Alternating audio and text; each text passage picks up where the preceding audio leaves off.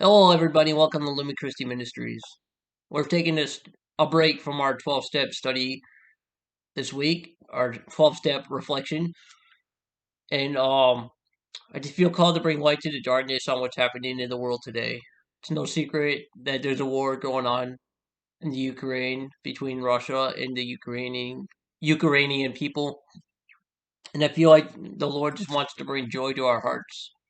He wants to remind us that there's joy in that suffering. And yes, there's a great deal of suffering right now. People are dying, trying to keep their families safe. They're dying in the midst of a war, a real war, and people are dying every day. And people are dying in the spiritual war as well, where we're so focused on the evil, we're so focused on the darkness that we forget to live in the light. But Jesus says this in the Gospel of John, chapter 16, verse 20. Yeah.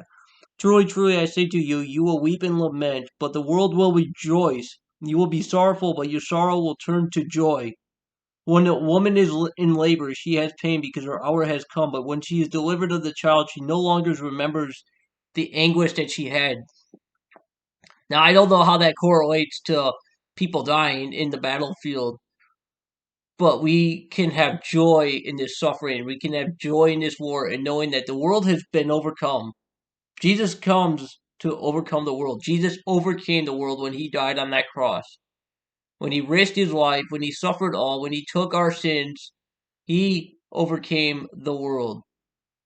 And he has conquered sin and death. He has conquered this evil. And the joy is this. The joy is that he is still alive. He's in our hearts. He's in our very selves, our very being. All we have to do is call upon him. Jesus, help me in this moment of suffering. Help me in this agony. Jesus had his agony in the garden. This is our agony in the garden. How are we going to rejoice today in the midst of the suffering?